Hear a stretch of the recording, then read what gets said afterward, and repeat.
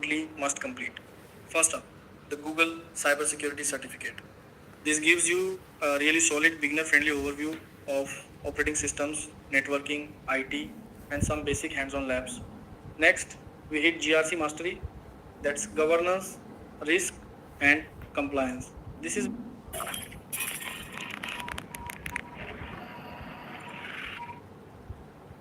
Let's get right into it. Welcome to this explainer. Today, we are totally demystifying the whole process of breaking into the tech industry. Because let's be real, it can be pretty intimidating. If you've been scrolling through job boards just wondering how you could possibly get your foot in the door, well, you're exactly where you need to be. We're going to frame your next 6 months as a highly structured, super focused quest. We're talking absolute beginner to higher professional. So here's the $1 million question, right? Can you actually land a cyber security job in 6 months with zero experience and no degree? I know it's super daunting to look at these quote unquote entry level listings demanding 3 years of experience. It's crazy, but believe it or not, the answer is a resounding yes. But, and this is a big but, only if you have a highly structured, totally actionable roadmap. You can't just wander around hoping for the best. You need a precise strategy to make this happen. Okay, so here's our specific 4 step map to landing that job from scratch. We've got 1. Core foundations, 2. Strategic job hunting, 3. Your AI advantage, and 4. Continuous career growth. Alright, diving right into step 1, core foundations. Now, this is all about gathering your essential knowledge and getting that crucial hands on experience. There are 4 critical training modules you absolutely must complete. First up, the Google Cybersecurity Certificate.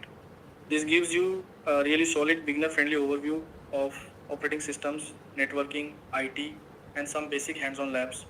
Next, we hit GRC mastery, that's governance, risk, and compliance. This is where you dive into risk management, audits, and actually earn an ISO 27001 lead auditor certification. Number 3 is Try Hack Me SOC Level 1. This gives you practical hands on training for a security operations center using actual real world ticket investigations. And finally, you'll wrap it all up with the CompTIA Security Plus certification using the Cybex book for prep just to lock in and validate that theoretical foundation. Moving from those beginner basics to practical investigations, that's what gives you a massive advantage. Now, you really have to strike a critical balance here. On one side, you've got hands on labs where you're actively doing the work. We're talking Linux, MySQL, Python, it's getting your hands dirty. But on the other side, you have theoretical frameworks. These give you the why, covering major government and international compliance standards like NIST and ISO. You literally cannot succeed in this industry with just one or the other. You need the practical skills to do the job and the theoretical knowledge to understand why you're doing it in the first place. So here's the absolute crucial point. You've got to follow the plan without skipping steps, like the Google certification or the CompTIA Security Plus. They aren't just pieces of paper to collect, they're your baseline. Don't fall into the trap of relying solely on certifications to get hired. You simply can't skip to the end without doing the hands on labs and building those projects. Trust me, the practical application of your knowledge is exactly what hiring managers are desperately looking for. Moving right along to step 2, strategic job hunting. Time to take all that learning and hit the market. To bypass that whole lack of industry experience catch 22, you've got to present yourself smartly. Go grab a tailored resume template like the awesome free one over at unixguy.com/free and put those new projects and training front and center. Seriously, highlight them right at the top. You'll also want to leverage any relevant transferable skills from your past roles. Filter specifically for cyber jobs on LinkedIn and then embrace the golden rule. Apply daily, make it a non negotiable everyday habit. The whole philosophy behind this job hunt is actually really simple. Consistency beats volume. The secret sauce to getting hired isn't spending one random Saturday a month spamming out 500 generic poorly matched applications. No way. It's about showing up every single day, finding a few highly relevant roles, tailoring your approach, and hitting submit day in and day out. And listen, I need you to really internalize this next part. Expect and embrace rejection. It's gonna happen. When you're breaking into a highly technical field totally from scratch, you're gonna hear no a lot. It is not a reflection of your potential. Okay? It's literally just the math of the job hunt. Rejection is a completely normal part of the process. So learn from whatever feedback you can get, shake it off, and keep your emotional resilience high. Alright, let's look at step 3, your AI advantage. The landscape is totally shifting right now, and we're going to use that to accelerate your career. There's a massive difference between an over specialized professional who is rigid and stuck in a single narrow tool set and a modern cybersecurity generalist who knows how to use AI. Remember, AI isn't here to replace you, it's here to empower you. By learning to leverage these AI tools, you become a super effective generalist who can adapt to new challenges on the fly.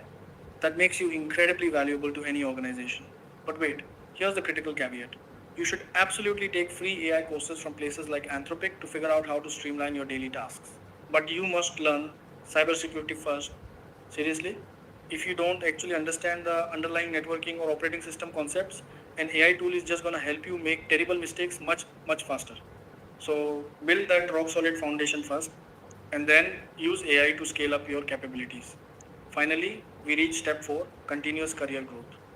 Landing the job, that's just the start.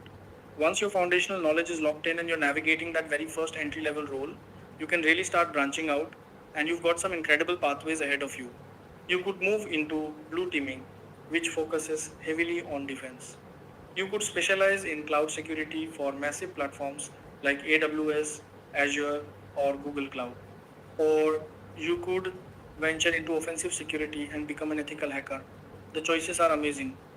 And to build true expertise in those areas, you'll want to pursue advanced, highly respected certifications. For defense, look into the Cyber Defender CCD to really prove your incident response skills. For cloud environments, go build that platform specific AWS or Azure expertise. And if ethical hacking is calling your name, explore the Hack the Box CDSA to prove you can truly think like an attacker. Going after these certs ensures you never stop improving your skill set and your value. Before we wrap this explainer up, I want to leave you with one absolutely core piece of advice. Be patient. Breaking into this industry without a formal degree or prior experience, it is a true test of patience and relies entirely on your consistent effort. Follow the plan, don't skip the labs, keep applying. Success absolutely will come, but it's going to happen on the timeline of your own dedication. Stick with it. So, knowing this clear step by step 6 month roadmap, what actionable move are you going to make right now today to kickstart your journey to a cybersecurity career? Are you going to sign up for the Google cert? Maybe take an hour to format your resume? The map is completely in your hands now. It's time to start the quest. Thanks for watching this video and don't forget to subscribe or hit the bell icon.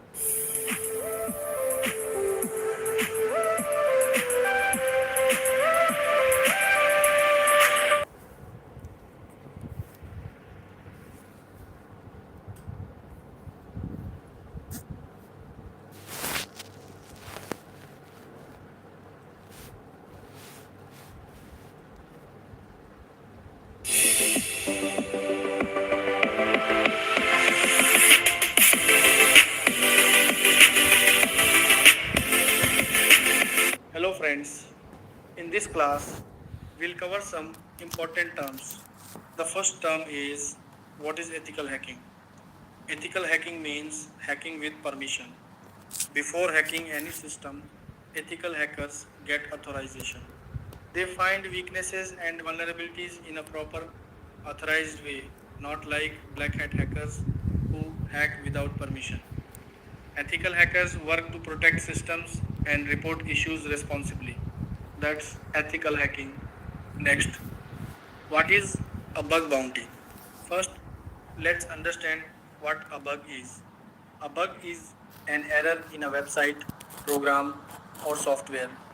Big organizations run bug bounty programs to reward people who find bugs. Because if hackers find them first, they could misuse them. Companies like Google run these programs. Anyone who finds a bug can earn significant rewards, sometimes hundreds of thousands or even millions of dollars, depending on the bug. Bug bounty programs are a legal way to earn money while helping secure systems. You may have heard of ransomware attacks. A ransomware attack happens when malicious software locks your system or files and attackers demand money to unlock them. Bug bounty programs help prevent such attacks by finding vulnerabilities before criminals can exploit them. Next, what is penetration testing? Also called pen testing. This involves attacking a system to test its security. Pen testers use various techniques to find weaknesses, list them, and fix them. Big companies like Google, Yahoo, and Apple have pen testers constantly checking their systems. Soon, I'll make a course on penetration testing for websites. Now, what is forensic analysis? Forensic analysis is about collecting information from devices like phones or computers. In crimes or investigations, even if a system is formatted or files are deleted, forensic experts can retrieve data. Simply put, forensic analysis is about recovering and examining data from digital devices. Next, what is crypto mining? Cryptocurrency, like Bitcoin, is digital money that can't be physically touched and is hard to track. Crypto mining is the process of earning cryptocurrency using software tools. This is another way hackers and tech enthusiasts can earn money. Finally, what is cloud computing? Cloud computing allows you to access virtual resources online. For example, if you need 1 terabyte of storage or 16 gigabytes RAM, but your system has less, you can rent virtual resources through cloud services. It's like renting computing power online, which you can use for your system or projects. So today we covered some basic terms: ethical hacking, bug bounty, penetration testing, forensic analysis, crypto mining, and cloud computing. These are some of the most important terms in tech security. In the next video, we'll explore even more terms. Thank you for watching.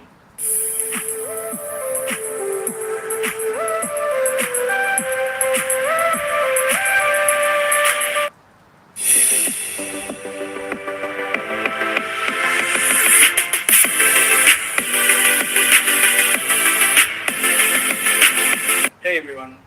Today, we're diving into ethical hacking. You'll hear a lot of terms and names, so I'm going to break it down for you. First up, what's a hacker? A hacker is someone who thinks outside the box. They see things differently than most people and have way more skills and knowledge. Hackers find weaknesses in computers and network stuff normal people wouldn't notice. Not all hackers are criminals, it depends on what they do. There are three main types. White hat hackers. These are ethical hackers. They work with permission, help protect systems, and often get paid for it. Black hat hackers. These are the bad guys. They hack without permission, steal data, crack passwords, and damage systems. They are also called crackers. Grey hat hackers. A mix of both. Sometimes they do ethical work, sometimes not. They might hack for fun, testing, or curiosity without always getting permission. So remember, white hat equals ethical and legal. Black hat equals illegal and harmful. Grey hat equals somewhere in between.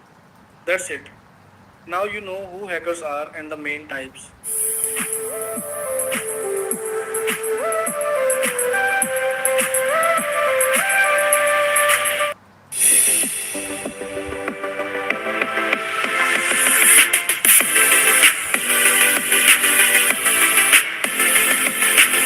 Hey friends, today we're diving deep into hacking terms, and trust me, there are a lot of them.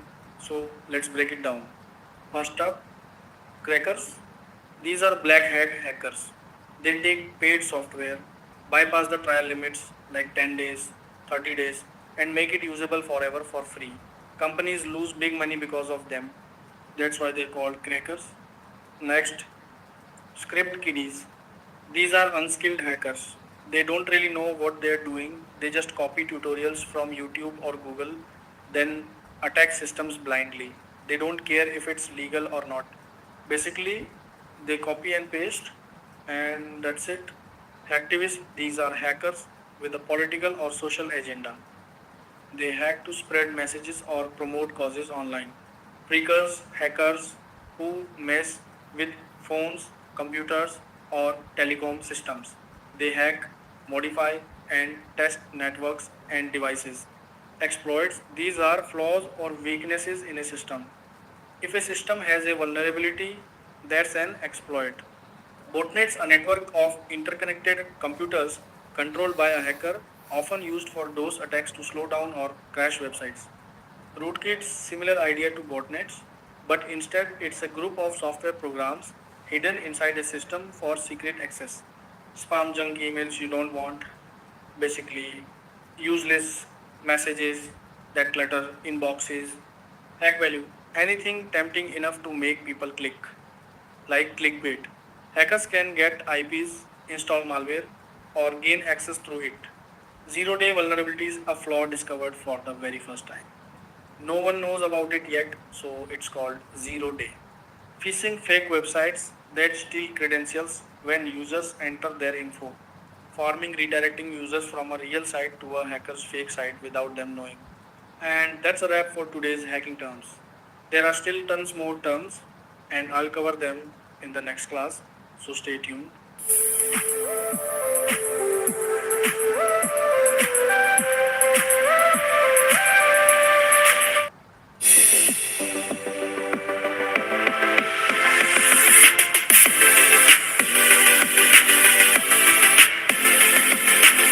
Hey friends, in today's class, we're going to learn about IP addresses. Now listen, if you don't understand IP addresses, then working in ethical hacking is going to get really difficult because when we did footprinting, you probably saw a lot of IP related terms, right? So first, let's understand what is an IP address. An IP address is basically a 32-bit binary number that gives every device on a network a unique identity. Think of it like this. If there are 100 computers on a network, how does data know which system it should go to? That's where the IP address comes in. It acts like a unique address. Just like your phone number or your home address is unique, in the same way, every device on the internet has its own unique IP address. It can even help identify a location. IP stands for Internet Protocol, and its main job is simple: give every device on a network a unique identity so communication can happen. Now, technically, an IP address is divided into four parts called octets, like 8 bits each, 8, 8, 8, 8, and each part can go up to a maximum value of 255. Now, let's talk about IP versions. There are mainly two types: IPv4, IPv6. Most of the time, we still use IPv4. But here's the problem: there are so many devices in the world now that IPv4 addresses are running out. That's why IPv6 was introduced to provide more unique addresses. Now, let's see how to check your IP address. Open command prompt cmd and type ipconfig. You'll see your system's IP address there, both IPv4 and sometimes IPv6. Next, let's talk about IP address classes. IPv4 has 5 classes: Class A, Class B, Class C, Class D, Class E. Class A supports a huge number of hosts, millions of devices. Class B supports thousands of hosts and networks. Class C is what we mostly use in real life, like local networks. It supports around 254 hosts. Class D and E are reserved for research and special purposes, so we don't normally use them. Now, here's something important. Have you heard of 127.0.0.1? That's called the local host. It refers to your own computer. You can use it to test things, run experiments, and practice safely on your own system. Finally, let's understand public versus private IP. Public IP, this is the IP address visible on the internet. You can check it by searching what is my IP on Google. Private IP, this is assigned by your internet provider and used inside your local network. It's not directly visible to others online. Alright, That's a solid understanding of IP addresses, what they are, how they work, and why they matter in hacking. In the next class, we'll go deeper and do practical demonstrations on how to find and use IP addresses.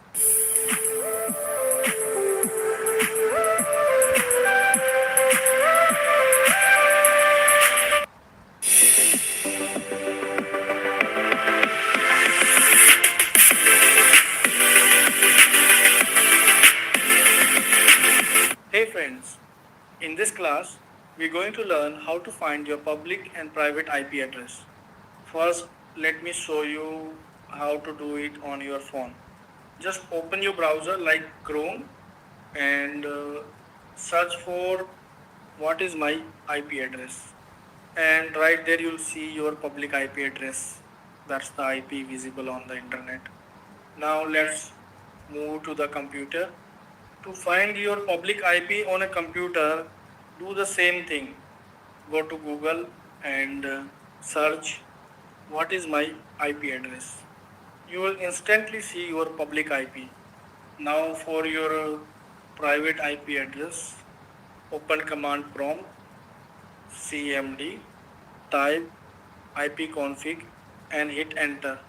You'll see your IPv4 address, that's your private IP address inside your local network. So now you can clearly see public IP and private IP are different. Now, can you change your IP address? Yes, you can. I'll show you step by step in the next video. But here's a quick idea. You can use a VPN, virtual private network. A VPN gives you a new IP address and creates a private network. You can even choose IPs from different locations around the world. I'll explain VPNs in detail in the upcoming videos. Hope you found this helpful. Thanks for watching and I'll see you in the next class.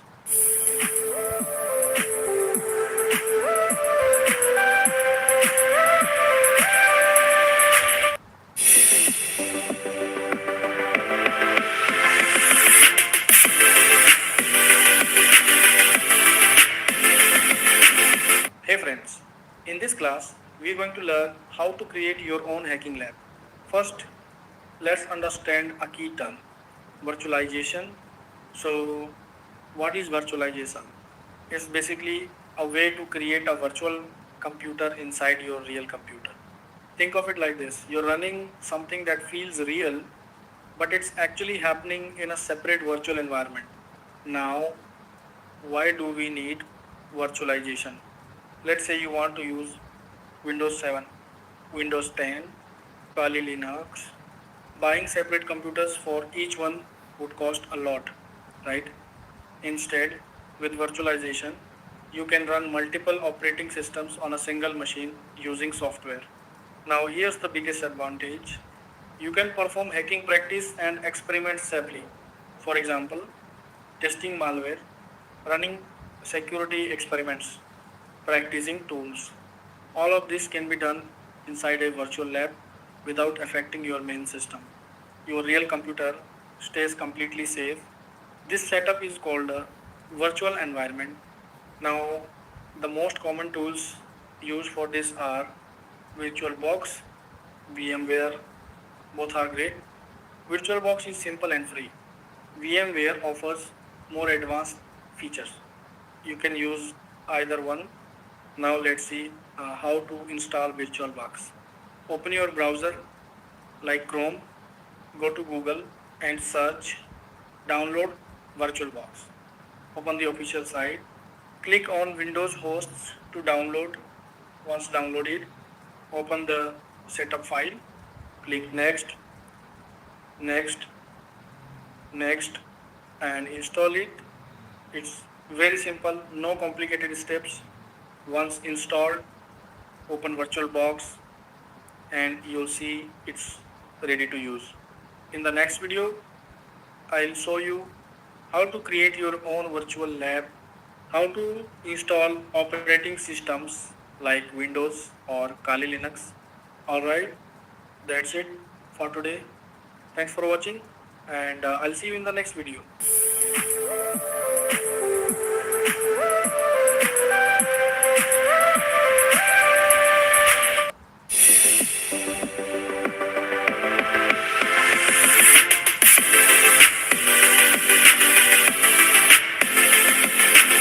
Hey friends, in this video we are going to learn how to set up and use localhost 127.0.0.1 for testing.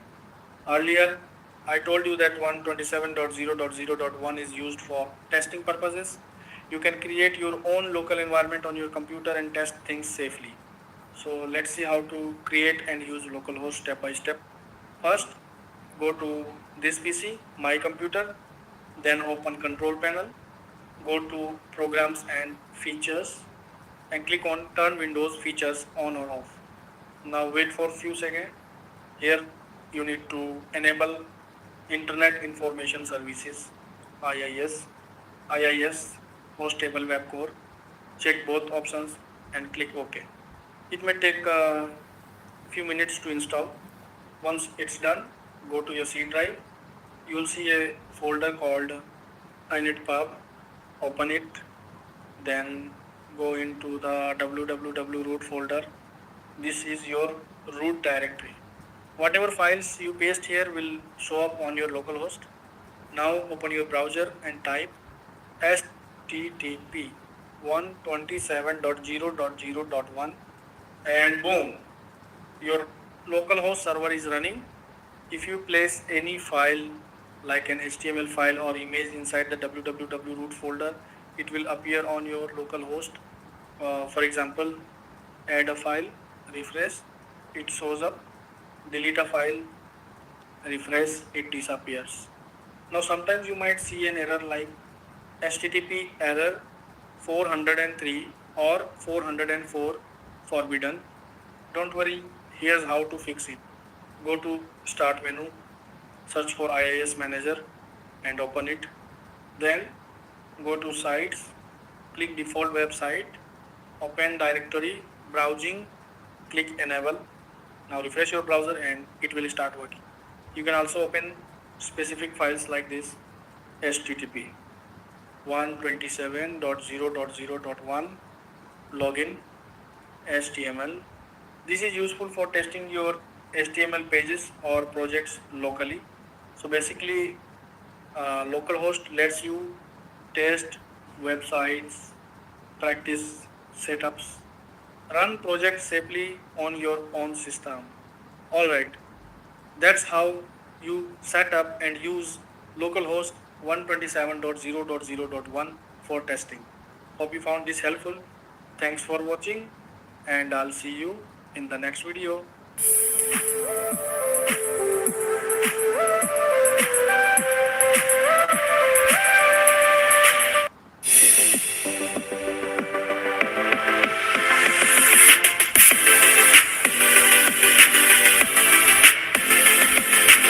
Hey friends, in this class we are going to learn how to create a hacking lab and install Kali Linux. Now, you probably already know about Kali Linux. It's a Linux based operating system that comes with a lot of pre-installed security and testing tools. That's why many people call it a hacker's OS. So in this video, I'll show you step by step how to download and run Kali Linux. First, let's download it. Go to your browser and search Kali Linux download. Open the official website. The best part, it's free and open source. You can choose any version you want, installer version or live version, no installation needed. In this video, I'll show you the live version which you can run directly. Download the 64-bit version and you can use a torrent or direct download. Once the download is complete, you'll have the Kali Linux file ready. Now let's move to VirtualBox. Open VirtualBox and click on New. Give your machine a name like Kali or Hacking Lab. Select type Linux. Version Linux 6 4-bit. Click Next. Now choose how much RAM you want to give. If you have 8 gigabytes RAM, you can give 2 gigabytes or 3 gigabytes or more if your system allows. Then click next. Now create a virtual hard disk. Select VDI. Choose dynamically allocated. Set size like 30, 32 gigabytes. Click create. Now go to settings of your virtual machine. Open storage. Click on empty. Then select your downloaded Kali Linux ISO file. Also make sure required system settings are enabled. Everything is properly configured. Now click start. The system will begin booting. Select Kali Linux Live. Wait a few seconds and boom, Kali Linux will start running on your system. Now, if your screen looks small, here's how to fix it. Go to settings inside Kali, open display settings, change the resolution like 1920x1080, click apply. Now your screen will look full and clear. That's it. You successfully run Kali Linux on VirtualBox. Now you can use it to practice, test and learn safely. In the next video, I'll show you basic commands, how the system works and more practical stuff. Hope you enjoyed this video. Thanks for watching and I'll see you in the next one.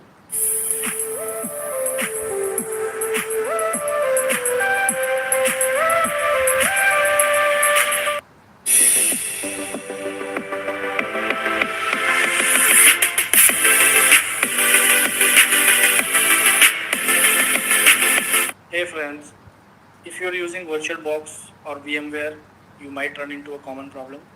From my experience, about 4 out of 10 students face this issue. The rest don't, but if you do, don't worry, it's an easy fix. The problem looks like this: invalid settings detected or not supported by host. If you see this, it simply means virtualization is not enabled on your system. And until you enable it, you won't be able to run any operating system inside VirtualBox. So first, let's check if virtualization is enabled or not. Open Task Manager, go to the Performance tab. There you will see virtualization enabled or disabled. If it says enabled, you are good to go. If it says disabled, you need to turn it on.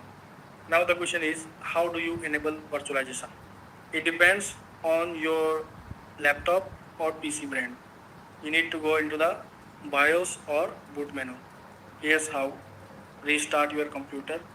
Press keys like F2, F10, F12 or delete.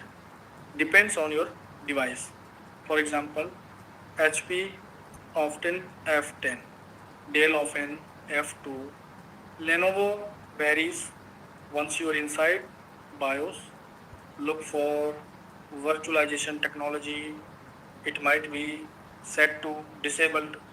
All you have to do is change it to enable, save the settings, restart your system. That's it. Now virtualization will be enabled and VirtualBox or VMware will work perfectly. Just remember, different laptops may have slightly different steps, but the idea is always the same. Go to BIOS enable virtualization. Hope this help you fix the issue. Thanks for watching and I'll see you in the next video.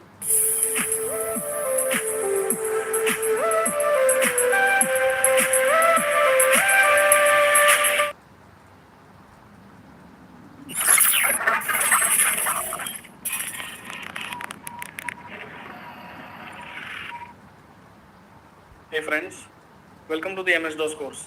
This course starts from absolute basics. So even if you know nothing about MS-DOS, you are in the right place. First, let's understand what is MS-DOS. MS-DOS stands for Microsoft Disk Operating System. Now, what is an operating system? Let me explain with an example. Imagine you speak Hindi and you want to talk to someone who only speaks English. You won't be able to communicate properly. right? You need someone or something that can translate between the two. That's exactly what an operating system does. It acts as a bridge between you, the user, and the computer, letting you communicate with your system through a user interface. MS-DOS is an older operating system. Back in the day, there was no graphical interface, everything was done through the command line. For example, to open a program, you had to type commands. Today, you just click icons in a GUI, graphical user interface, and it opens instantly. So basically, MS-DOS uses a CUI, character user interface. Modern OS like Windows or Linux have a GUI, graphical user interface. CUI means you work entirely with the keyboard. GUI means you can use a mouse and clicks. Now, how do we open MS-DOS today? Go to the start menu, type command prompt, hit enter. This is your MS-DOS environment. Another way, start menu, type run, type cmd, enter. Shortcut, press Windows plus R, type cmd and enter, and that's it. Your MS-DOS interface is ready. Back in the day, this was how people worked on computers. Now, of course, we have modern OS with GUI like Windows and Linux. Even today, Linux and tools like Kali Linux still have terminal interfaces, which are basically CUI. So now you know what MS-DOS is, how it works, how to open it, difference between CUI and GUI. Hope you enjoyed this first lesson. You should now have a clear understanding of MS-DOS basics.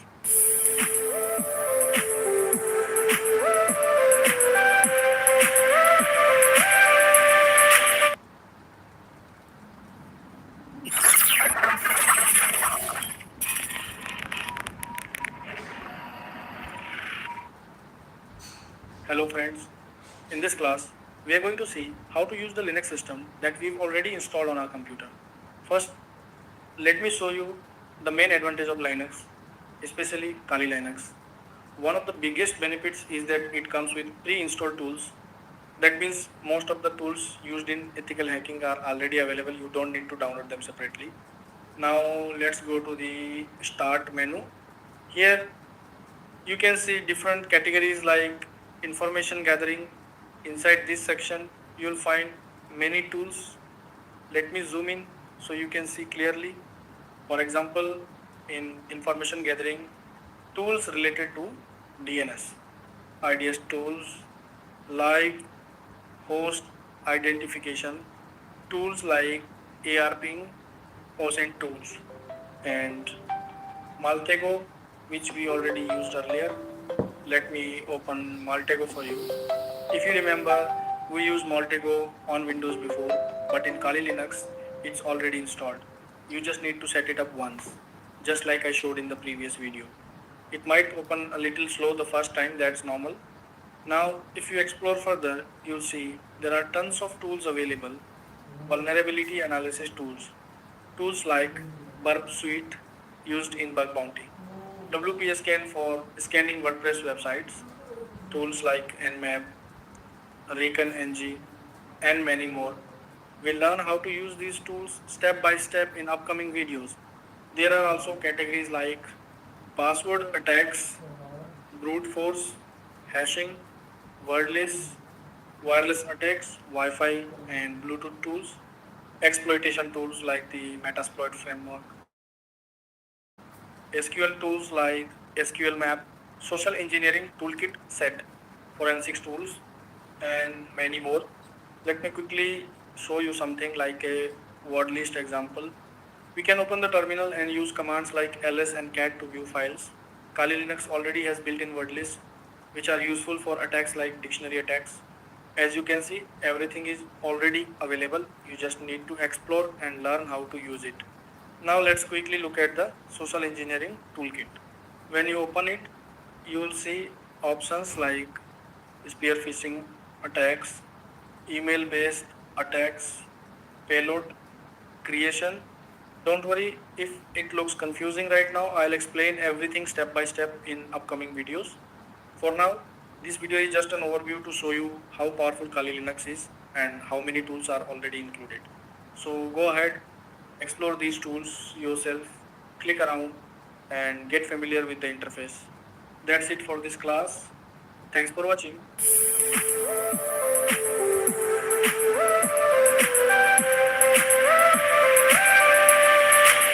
Have you ever stopped to think about it? Like, really think about exactly what is out there about you on the open web? Every click, every account you create, every photo you post, it all leaves a trace. So, what footprint do you leave online? Today, we're going to look at exactly how security professionals can track that footprint and the tools they actually use to do it. Okay, let's dive into this. Welcome to this explainer. Today we are breaking down a fascinating and highly capable open source intelligence, or OSINT framework known as IntelTrace. We're going to explore what it does, how it operates under the hood, and who actually relies on this type of software out in the field. Here is our masterclass roadmap for the explainer. First, the power of OSINT. Second, the golden rule. Third, installing IntelTrace. Fourth, GUI versus CLI. And finally, some real-world applications. Let's move to our first topic and see how this builds. Section 1, the power of OSINT, uncovering digital footprints. First things first, we need to define exactly what we're looking at here. IntelTrace is a flexible and incredibly powerful open source intelligence, or OSNT, framework. For those of you who really like to know how things work under the hood, it's actually built using a combination of Bash and Python. In that dual language architecture, that is exactly what makes it so adaptable and efficient when you're conducting digital investigations, especially inside a Linux environment. Just look at the sheer scope of publicly available data this tool can harvest. It is essentially a giant dragnet for public intelligence. It pulls IP addresses to help map digital locations, it analyzes email addresses and phone numbers, it can even track specific usernames across the vast expanse of the internet. It gathers intel and generates reports straight from images and photos. But it doesn't just stop at user data. It goes a step further and handles network analysis, giving you specific insights into DDoS or distributed denial of service traffic. It's really a comprehensive suite for gathering public data. Section 2, the golden rule, ethics and boundaries. Before we go a single step further and look at how to deploy this tool, we absolutely must pause and address the strict rules of engagement. So the crucial point is always use tools like this responsibly, ethically, and only in environments where you have permission. These tools are designed strictly to help you understand how cybersecurity professionals collect public information to protect systems. Using OSINT tools against individuals or systems without proper authorization? No way. That is a severe breach of privacy, it violates local laws, and it can lead to serious legal consequences. We are looking at this strictly for educational and awareness purposes. All right, let's get you in the driver's seat. Section 3, installing IntelTrace from GitHub to your terminal. The installation process here is a classic super fluid Linux workflow. You'll start by simply opening your web browser, searching for the IntelTrace GitHub, and grabbing that repository link from the official page. Then jump straight into your terminal, type git clone, and paste that link to pull the files directly to your machine. After that, just type cd IntelTrace to enter that newly downloaded folder. Finally, make the files executable and run the provided setup command. Boom! In just a few quick keystrokes, the framework is fully installed and ready for action. Section 4, GUI versus CLI, choosing your interface. And this brilliantly illustrates just how adaptable the tool really is. Now, what's really interesting about this is the literal fork in the road it gives your workflow. You can opt for the GUI, the graphical user interface, by running a simple /run.sh script that spins up a local server and gives you a really clean visual web dashboard in your browser to input targets and view reports. But if you prefer keeping your hands firmly on the keyboard, you can just launch the CLI, the command line interface, by typing with all the identical capabilities, but executes the whole shebang entirely through raw terminal commands. It's the exact same vehicle, just a totally different steering wheel. Section 5, real-world applications. Who actually uses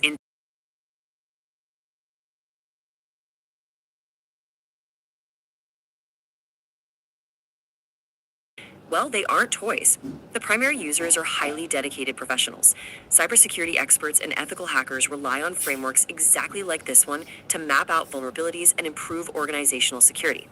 Digital forensic analysts, private investigators, and law enforcement agencies use these exact methods to gather publicly available information, track digital footprints, and really dig into suspicious activities to investigate threats. So, as we wrap things up, we absolutely must return to this core philosophy: knowledge to build, not to harm. As the source material emphatically states, any misuse of these tools for unauthorized surveillance, harassment, or privacy violations is strongly condemned. The ultimate purpose of mastering OSINT is to protect individuals, protect organizations, and lock down systems against cyber threats. Which brings us full circle. Now that you've seen the impressive power of an OSINT framework like Intel Trace and just how crazy fast it can aggregate publicly available data, I want you to ask yourself, how secure is your own digital footprint?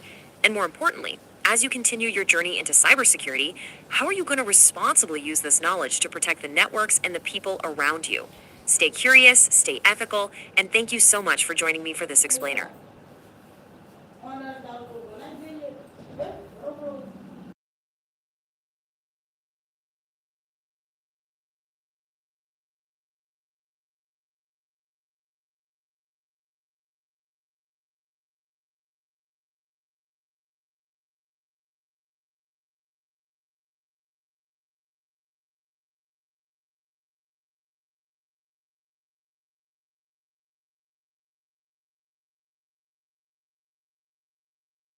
Right click and select open terminal here, or simply click on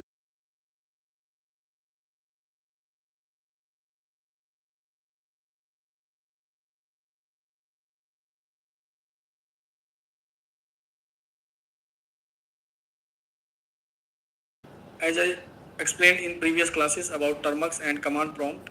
Many commands are the same across Linux systems. For example, the ls command lists files and folders. You can navigate directories, open documents, and run scripts just like we practiced earlier. Everything works almost the same way. You might remember the Figlet command that I showed in the Termux course. I already installed it here in Kali Linux. If I type Figlet hacker, it creates stylish text output in the terminal. Same process as before. Most commands work exactly the same in Kali Linux. If I press Ctrl plus Z, the process stops. If I type clear, the terminal screen gets cleared. Everything is very similar. Now let's install and run a tool as an example. Suppose I want to clone a GitHub repository. Like I showed in earlier lessons, we can use git clone. Let me open Firefox first. We'll use the same vman tool that we talked about before. I open Google and search for vman GitHub. Then I open the first GitHub repository. I've zoomed in so you can see everything clearly. Now I copy the GitHub link and use git clone is less than repository link is greater than.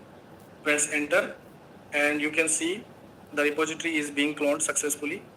Just like in Termux, the process is almost identical in Kali Linux. After cloning, I type cd vman then ls and you can see the vman.py file. To run it, I use Python just like before. Python to vman.py. Now the tool starts running. You can see that it opens successfully. Next, we configure it by setting the URL and port, just like we did in the phone version earlier. For example, set URL https colon slash www.facebook.com, then set port 8080 and set the action URL as needed. After that, we simply type run. Now the tool is running successfully. The generated localhost link can be copied and opened in a browser. You can see the page loads correctly. So now you understand that Kali Linux works very similarly to Termux. Commands like cd also work the same way for navigating back directories. If you already completed my MS-DOS or Termux courses, then Kali Linux will feel very familiar because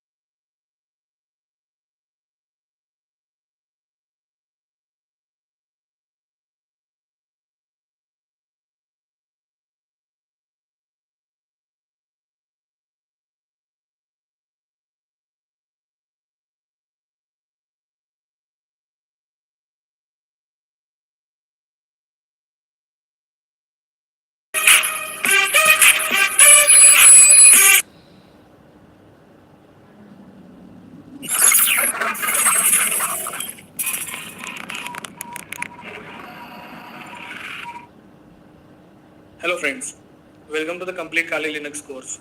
In this course, we'll learn how to use Kali Linux from basic to advanced level.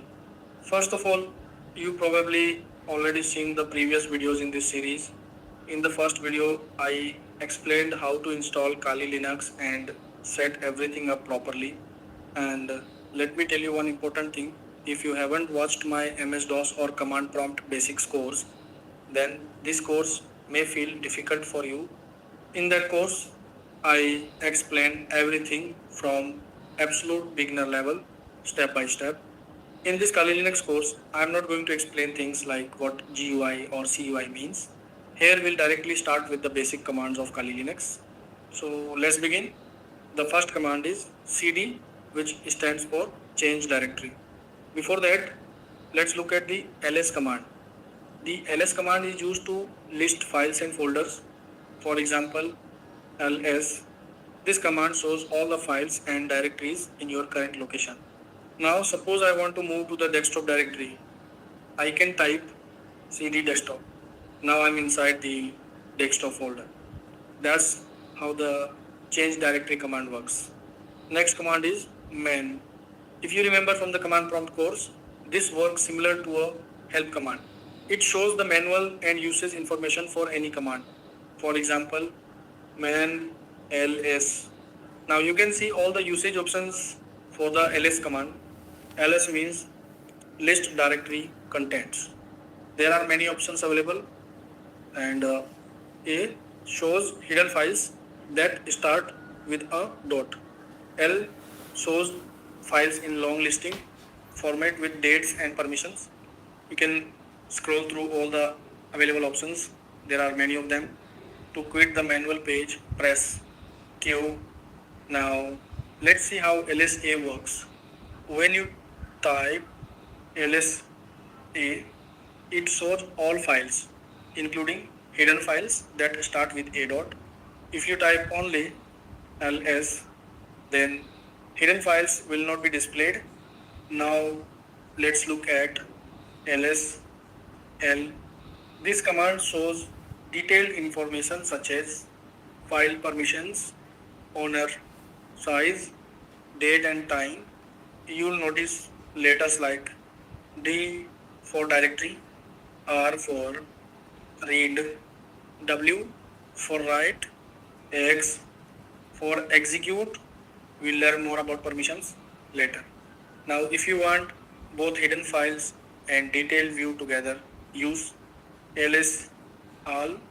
This shows hidden files along with all details like creation date and permissions. Next command is clear. This clears the terminal screen. You can also use the shortcut Control plus L, which does the same thing instantly. Now let's talk about command history. You can use the keyboard up and down arrow keys to see previously used commands. This is very useful when working in the terminal. Next important command is pwd. To understand it better, let's check its manual. Man pwd. Pwd means print working directory. It tells you your current location in the terminal. For example, pwd, it may show something like home, Kali, meaning you are currently inside the Kali users home directory. Now, if I move to desktop, cd desktop, and then type pwd, it will show home, Kali, desktop. So now you know exactly where you are working. You can also check the calendar using Kal and check the current date using date. Now let's learn how to create files. We use the touch command. For example, touch gk.txt. This creates a new text file named gk.txt. You can open and edit it manually or directly from the terminal.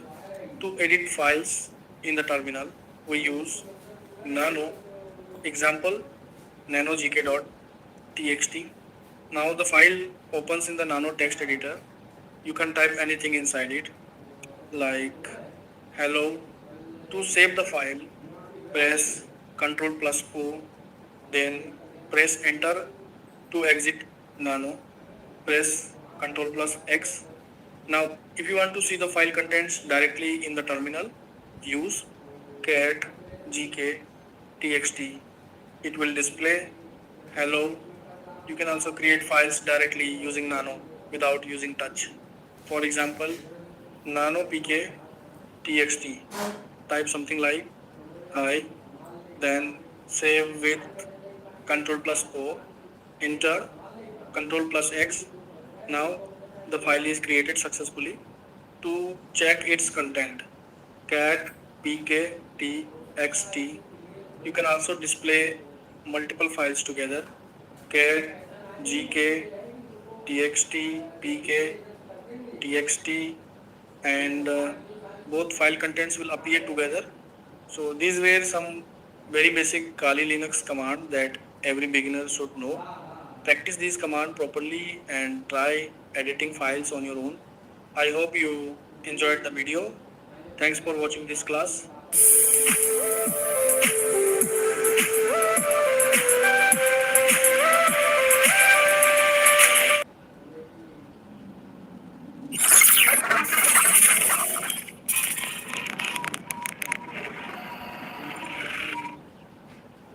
Hello friends, welcome to the second class on the command prompt. In this session, we will learn some commands. First, we have the mkdir command. What does it do? Mkdir stands for make directory, meaning you can create a folder. Let me show you how it works. Type bash mkdir hacker. This will create a folder named hacker on your desktop. You can check, and there it is. So that's how you create a folder using mkdir. Next, let's look at a text editor called vi. Previously, we used nano and touch to create files. vi is another text editor you can use to edit text. Type bash by hello txt. This will open the vi text editor. Press I to insert text. Type anything you want. For example, hacker. To save and exit, press ESC. Type WQ. Press enter. You can check the file using bash cat hello txt. Now you can see the content of the file. That's how you use vi.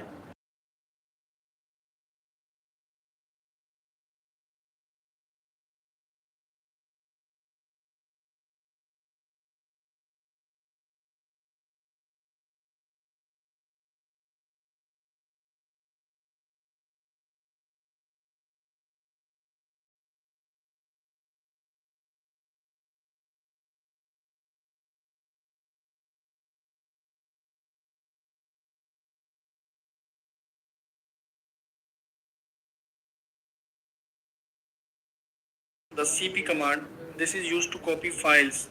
First, check your current location using bash pwd. Suppose you have gk.txt on your desktop. To copy it to another folder, hello, bash cp home kali desktop gk.txt home kali desktop hello. Check inside the folder using bash cd hello ls. You will see gk.txt inside. If you have multiple .txt files and want to copy all at once, you can use bash cp home kali desktop txt home kali desktop hello. Finally, to delete multiple files at once, you can use bash rm home kali desktop hello txt, or delete directories. Bash rmdir home kali desktop hello. That's it for this class.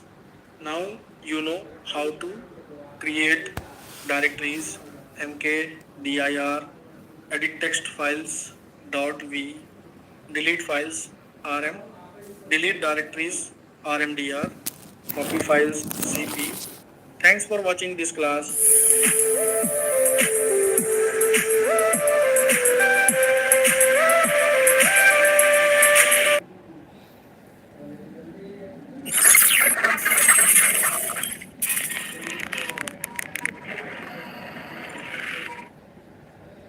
Hello friends, welcome back to my channel. In today's video, we're gonna learn what phishing is, how phishing scams work, and how you can protect yourself from fake login pages online. Before we begin, make sure to subscribe to the channel and like the video for more cybersecurity awareness content. So first, what is phishing? Phishing is a popular cyber attack technique used by scammers to steal sensitive information such as usernames, passwords, banking details, and credit card information. Attackers usually create fake copies of websites that look real, such as Facebook, Gmail, or banking websites, in order to trick users into entering their login information. How does phishing work? Typically, attackers send fake links through email, WhatsApp, SMS, or social media messages. These messages often contain attractive offers like you won a prize, claim your reward now, get free Paytm cash, your account will be suspended unless you log in. When users click the link, they are taken to a fake login page that looks almost identical to the original website. If they enter their credentials, the information can be stolen. That's why it's important to always check the website URL, HTTPS security, spelling mistakes, suspicious offers, or urgent messages.